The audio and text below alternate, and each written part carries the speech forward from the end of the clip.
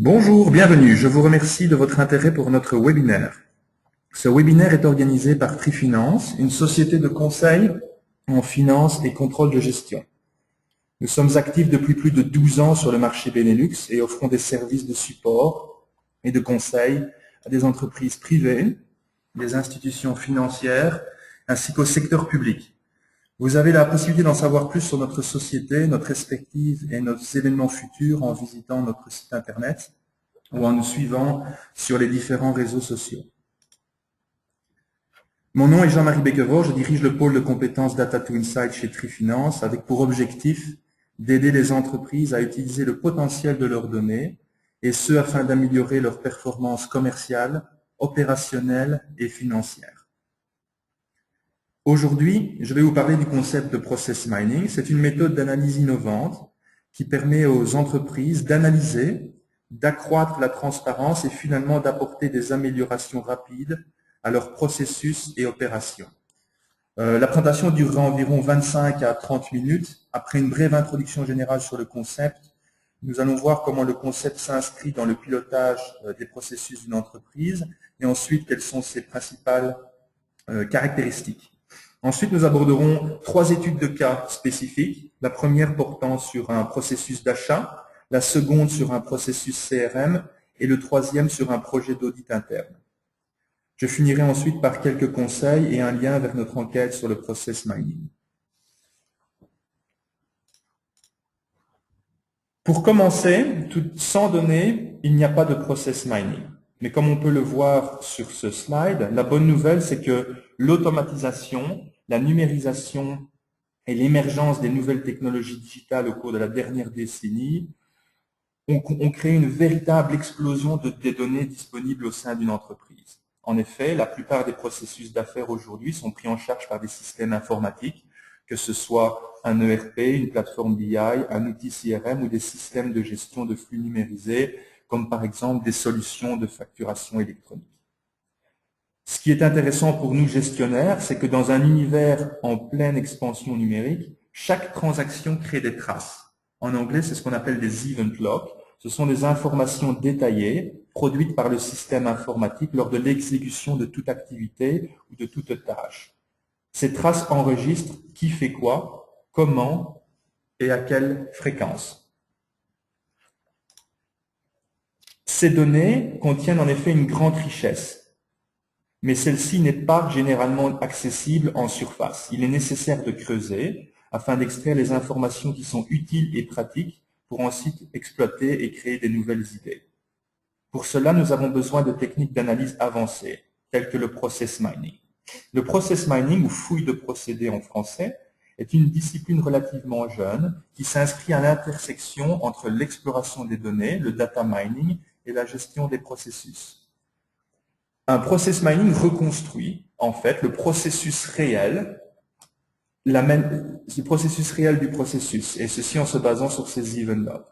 C'est la manière idéale de pouvoir comprendre l'écart entre la façon dont l'organisation estime que les processus sont mis en place et tels qu'ils existent dans la réalité opérationnelle. Comme nous pouvons le voir sur ce graphique, la version théorique et traditionnelle est assez rectiligne idéalisée, tandis que la réalité, elle, est souvent beaucoup plus complexe, avec de multiples modifications et corrections. De façon générale, les entreprises qui utilisent le process mining poursuivent 3 objectifs. Le premier, un objectif de découverte.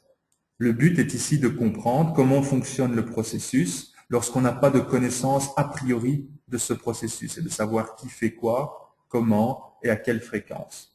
Le second objectif poursuivi est véritablement un objectif de conformité. Le but ici est de comparer le processus tel qu'il est opérationnalisé par rapport à d'éventuelles règles, des procédures ou des objectifs de qualité et de performance tels que des SLA, etc. Le troisième objectif poursuivi est un objectif d'amélioration. Le but étant ici d'identifier des opportunités, que ce soit en termes de productivité, de qualité, de rapidité, et ce en comprenant finalement quels sont les obstacles qui empêchent le travail d'être réalisé d'une façon satisfaisante.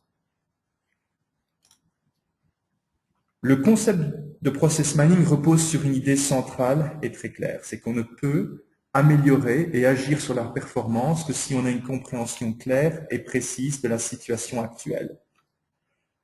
Le but est de reconstruire de manière rapide, complète et objective l'historique complet d'un processus.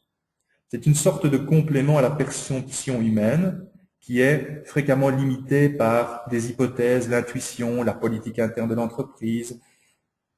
Ça varie donc de personne à personne. Le process mining, lui, est très objectif. De plus, compte tenu de la complexité croissante des processus, de l'externalisation progressive des tâches, personne ne souhaite perdre son temps à un travail fastidieux et manuel pour ne finalement obtenir qu'une compréhension incomplète de la réalité. Le process mining, lui, comme on peut le voir sur cette image, permet d'établir une sorte de radiographie des processus.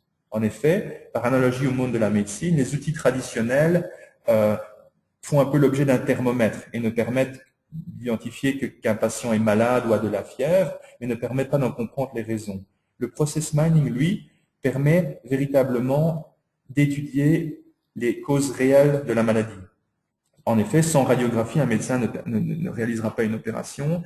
Le process mining, c'est le même, mais pour la gestion d'une entreprise ou la gestion d'un processus. Comme nous l'avons mentionné précédemment, un des objectifs du process mining est de permettre d'initier des projets d'amélioration. C'est ce que nous avons expliqué étant l'objectif d'amélioration. En effet, l'approche permet de combiner et d'associer des données provenant de différentes sources. Cela va permettre de comprendre quel est le volume d'activité dans le processus, la vélocité, la fréquence des tâches, les éventuels goulets d'étranglement, les temps morts, la fréquence, mais aussi l'impact des erreurs. Ceci offre, et c'est très important, une base précieuse pour établir des dialogues constructifs et focaliser l'effort sur des actions qui sont pertinentes et relevantes à l'entreprise.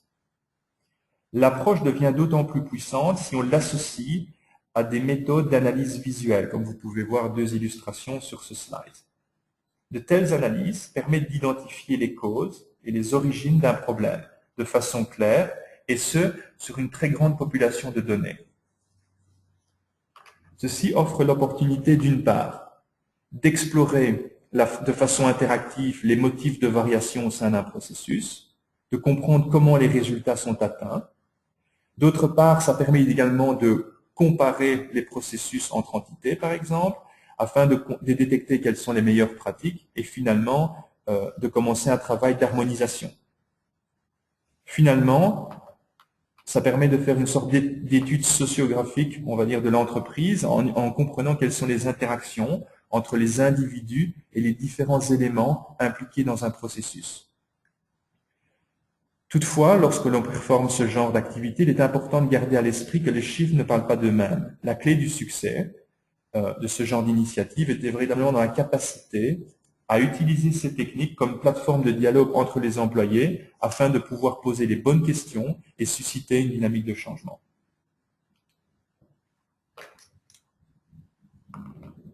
Lorsque le processus est clair pour tout le monde, il est évidemment important d'utiliser cette connaissance et de passer à la phase d'amélioration.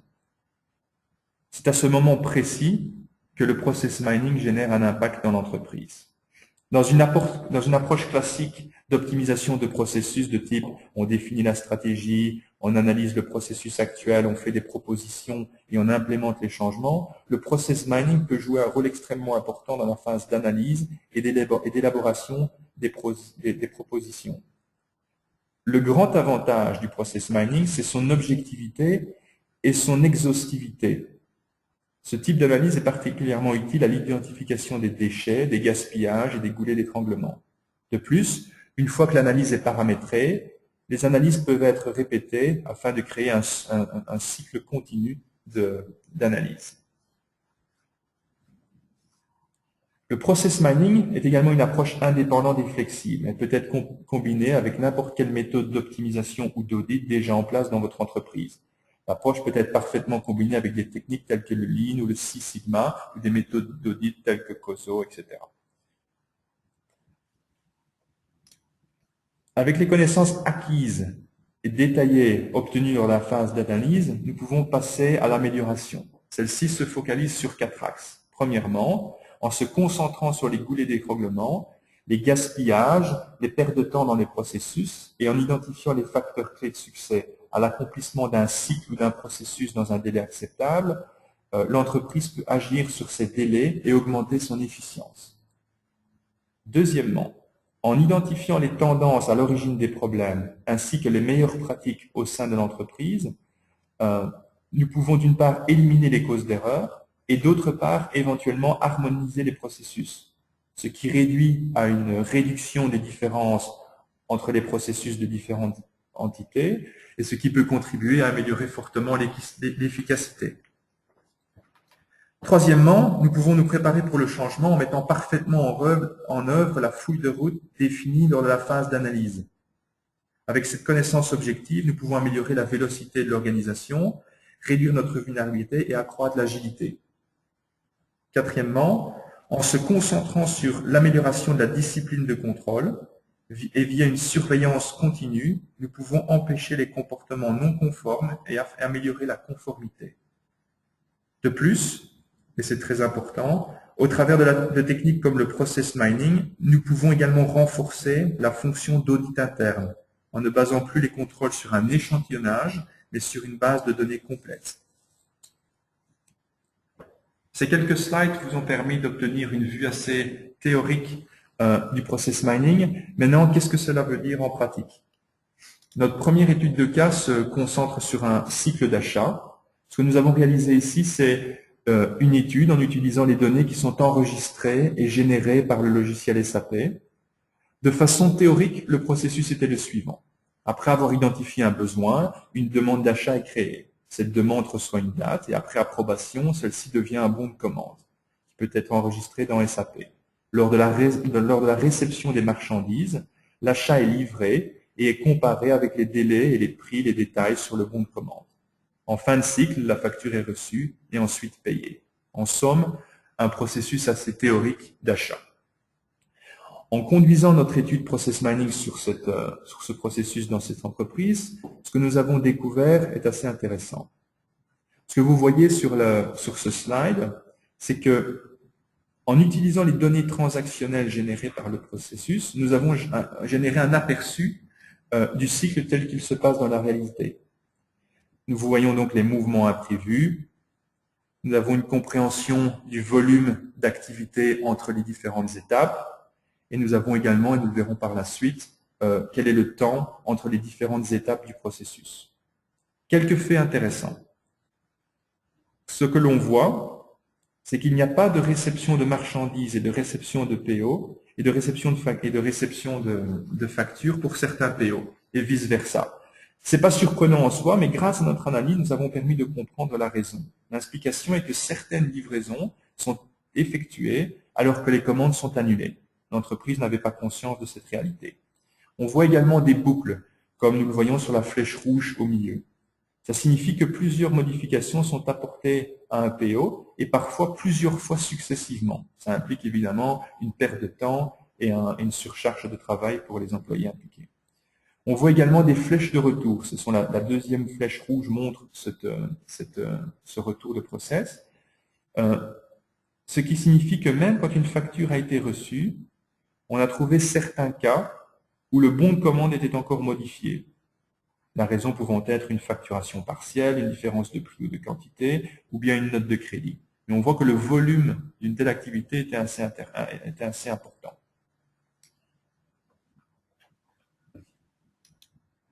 Sur le deuxième slide ici, ce que vous voyez pour cette étude de cas, c'est que les modifications qui sont apportées tardivement dans ce cycle de gestion ont un impact important sur la vélocité du cycle. On voit que l'organisation perd plusieurs semaines, presque 30 semaines, en moyenne lorsque ce genre de correction ou de modification est nécessaire. Cette visualisation et ce type d'analyse permet ainsi de comprendre de façon extrêmement rapide quelle est la vélocité d'un processus, le temps alloué par les employés aux différentes étapes d'un processus, et ce en complément des aspects volume.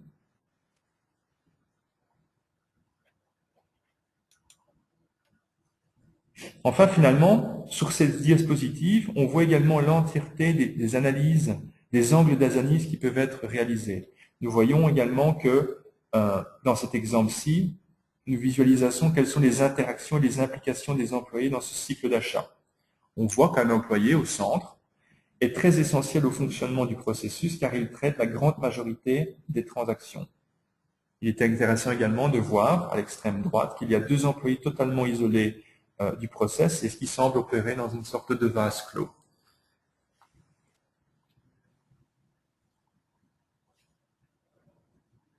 À partir de en combinant ces trois types d'analyses, les analyses de volume, les analyses de vélocité et ensuite des analyses multidimensionnelles, nous avons pu initier le processus d'amélioration pour ce cycle d'achat. Comme dans cet exemple, le processus d'achat réel était assez distinct du processus théorique, la première chose que nous avons fait est évidemment d'augmenter et de suggérer un accroissement de la discipline de gestion du processus afin de forcer les utilisateurs d'une part à suivre les étapes établies au sein de l'entreprise et ensuite en mettant en place un suivi beaucoup plus strict des procédures. Aussi, l'identification des sources d'erreurs et modifications fréquentes nous ont permis de définir des contrôles et procédures adéquats pour les étapes de facturation, de validation de prix, de réception et de quantité partielle. En effet, celles-ci sont apparues extrêmement critiques étant donné le temps perdu par les employés lors de modifications apportées à ce stade du cycle. De plus, en réalisant un drill down sur l'entièreté des exceptions, nous avons également commencé à chercher des récurrences et des tendances dans les corrections et changements tardifs appliqués aux requêtes d'achat et aux bons de commande. Finalement, nous avons également revu la séquence du processus d'approbation des bons de commande selon le cycle de travail des employés, ce qui a permis d'améliorer la vitesse de traitement et de gestion du cycle d'achat. Ce gain de temps supplémentaire peut être maintenant utilisé par les employés du département finance pour gérer et maximiser le fonds de roulement. Nous allons maintenant passer à notre deuxième étude de cas, qui est la gestion d'un système CRM. En effet, il est très important que le process mining peut être appliqué à tous les processus d'une entreprise, même en dehors de la finance. Nous avons par exemple utilisé la méthode au sein de Trifinance afin d'analyser la discipline de gestion de notre outil CRM. Ce logiciel CRM est la source d'informations que nous utilisons pour recruter nos consultants, gérer les missions, effectuer le placement et en fait le suivi de leurs prestations chez nos clients. Nous voulions regarder deux choses, la qualité des données et l'efficacité des processus. La qualité des données n'est pas le but principal d'un projet de process mining. Mais quand nous avons analysé les données, nous avons immédiatement obtenu une vue sur la variété des contacts que nous avons avec nos clients, les éventuels doublons d'encodage et la qualité de la gestion administrative des projets.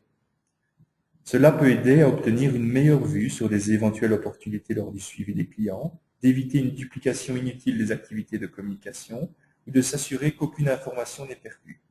Par exemple, si nous constatons que 10% de nos clients n'ont pas une adresse email valide dans le système CRM, nous pouvons travailler en amont sur nos procédures administratives de gestion de compte. Toutefois, cela devient plus intéressant quand on regarde la façon dont le processus de déploiement des consultants fonctionne dans la pratique. Le processus idéal est assez simple à comprendre.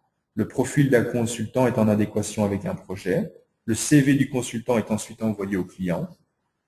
Une entrevue entre le client et le consultant est organisée. Le consultant reçoit un feedback et ensuite le processus est complété soit avec une mission, soit le candidat n'est pas retenu. Ceci est visualisé sur le slide que vous avez, un processus relativement rectiligne. Toutefois, la simplicité d'un processus, ça n'existe qu'en théorie. Pour comprendre le fonctionnement réel, nous avons créé des visualisations afin de voir où et comment nous pouvons améliorer nos opérations. Nous voyons effectivement sur ce graphique que la réalité est bien plus complexe. Quelques éléments remarquables. Dans 25% des cas, le résultat d'un processus de placement n'est pas enregistré dans notre système. Peut-être le processus est terminé, mais il n'y a pas de données pour appuyer et valider cela. Cela signifie que nous ne pouvons pas voir le résultat final et nous ne pouvons par conséquent identifier et analyser les résultats et tendances. Dans 4% des cas, nous avons constaté que le résultat final est enregistré, mais que l'entièreté des étapes menant à la fin du cycle n'ont pas été enregistrés, de sorte qu'on passe de la première étape à la dernière étape. Ceci, évidemment, rend difficile l'élaboration de conclusions et d'analyses. Enfin, finalement, dans 6% des cas, nous avons vu également que l'entièreté des étapes sont réalisées dans un laps de temps de 15 minutes. Une sorte de raccourci administratif, mais qui signifie que les informations et statistiques disponibles sur la vélocité de notre gestion sont déformées. Malgré ces limitations analytiques, cette analyse nous a donné des arguments, chiffres à l'appui, pour communiquer aux utilisateurs l'importance de la qualité des données et du suivi administratif des projets dans cet outil CRM. En utilisant plus en profondeur les résultats de ce process mining, nous avons remarqué que nous sommes plus efficaces dans certains secteurs et pour certaines fonctions. Ceci fut un bon point de départ pour commencer à améliorer notre processus et notre cycle de gestion.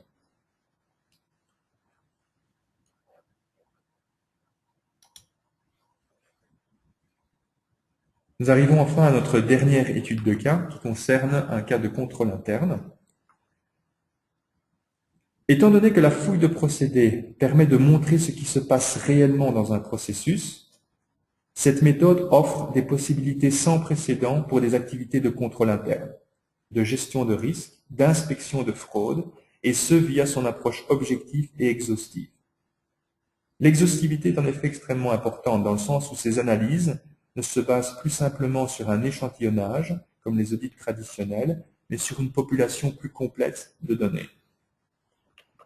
Dans notre illustration suivante, il s'agit d'un processus opérationnel d'une grande entreprise où 6 étapes de contrôle ont été conçues afin d'atténuer les risques financiers associés à ce processus. Après l'analyse de l'ensemble des données générées au travers de l'utilisation des systèmes informatiques, l'efficacité du contrôle a été jugée plutôt décevante. En effet, comme vous pouvez le voir, 100% de conformité pour le premier contrôle, celui-ci étant automatique, 84% pour le second, 81% pour le troisième et 9% pour le quatrième, etc., etc. Il est donc immédiatement clair pour le management que l'activité n'était pas sous contrôle. Pas seulement parce que les chiffres étaient bas en soi, mais plutôt parce que personne dans l'entreprise n'avait une compréhension précise sur les différentes variantes possibles dans l'exécution du processus et l'impact que cela avait sur le nombre de contrôles nécessaires. Notre étape suivante dans cette analyse a consisté à définir tous les scénarios possibles par rapport au schéma de contrôle prévu, ainsi que les différents niveaux de tolérance.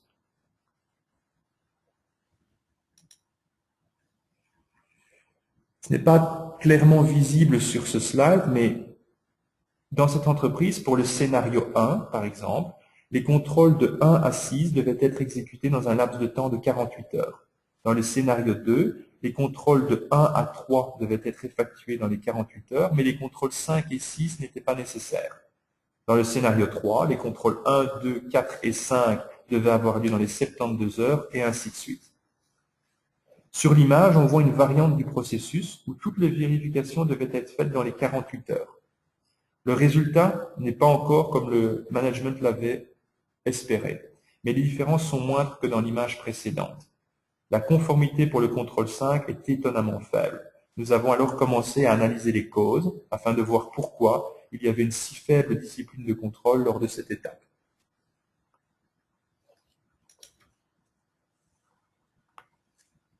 Sur ce slide, on voit que la séquence des étapes n'est pas toujours comme il se doit. On voit des retours et des boucles dans certains cas après que soient déjà effectués plusieurs contrôles. Ceci aide à déterminer également si les contrôles mis en place sont efficaces ou pas. Nous pouvons également mettre en place un mécanisme d'alerte préventive pour avertir lorsque les niveaux de tolérance sont dépassés. Cela peut être n'importe quoi, un contrôle qui n'est pas effectué, une séquence de contrôle qui n'est pas exécutée dans le bon ordre, ou un scénario qui ne devrait pas exister. C'est l'avantage du process mining. Il est possible de visualiser tous les scénarios possibles et juste se focaliser sur les écarts et les activités à valeur ajoutée. Finalement, je voudrais conclure sur un dernier point et insister sur la relation entre le process mining et la fonction d'audit interne. Le but de l'audit interne est en effet de vérifier que les processus sont exécutés dans les limites définies par les gestionnaires, les superviseurs et les autres parties prenantes, et également de vérifier et de s'assurer de l'efficacité des contrôles. La différence entre la façon dont est généralement réalisé un audit interne aujourd'hui et comment il pourrait se dérouler en utilisant le process mining est importante. Un audit classique se limite à l'utilisation d'échantillons représentatifs. Le process mining, lui, offre la possibilité de surveiller l'ensemble des données et permet d'obtenir une vision objective et complète du processus à auditer. Autrement dit, l'auditeur interne qui utilise le process mining peut se concentrer uniquement sur la valeur ajoutée, c'est-à-dire tout ce qui est en dehors des limites de tolérance prédéfinies. Il ne perd pas un temps précieux sur des choses qui peuvent être rapidement validées comme étant sous contrôle. Comme le processus mining s'appuie sur un modèle statistique et une méthode appliquée, l'audit peut ensuite être répété facilement, de sorte de créer un système de contrôle continu. Ainsi, non seulement l'historique du process est pris en compte, mais également le futur. En sorte, et en résumé, le process mining permet d'accroître le niveau d'assurance que l'ensemble des données et l'ensemble du processus sont sous contrôle. Bien entendu, cela signifie également qu'à l'avenir, un auditeur devra accroître ses compétences analytiques et ses compétences IT. Toutefois, parce que l'auditeur interne détiendra dans les mains toutes les informations analytiques sur les différents processus de son entreprise, son lien avec l'amélioration des processus sera intensifié. De cette manière, la qualité et l'impact d'un audit interne sera renforcé de manière significative, ce qui signifie d'ailleurs qu'il y aura plus d'exceptions à investiguer et de follow-up à effectuer.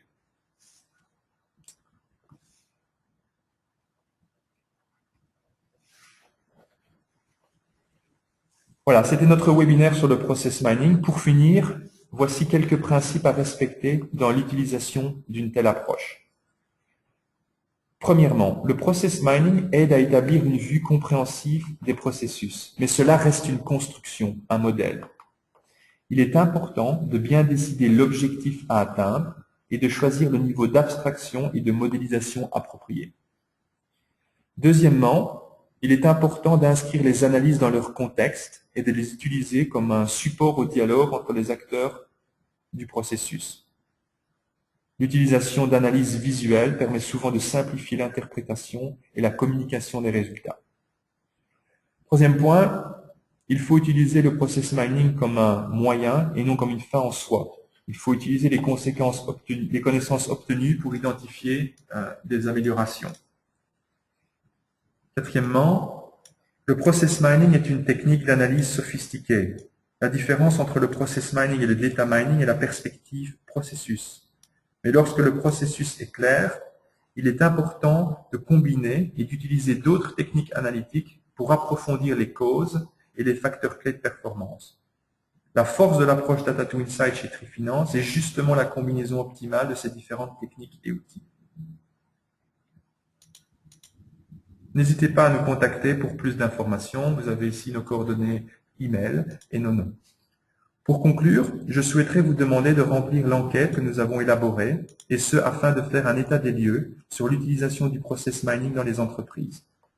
Nous partagerons ensuite les résultats au mois de septembre lors d'une conférence que nous organiserons avec notre partenaire durant le mois à Bruxelles et à Anvers. Je vous remercie de votre attention et de votre temps et à bientôt.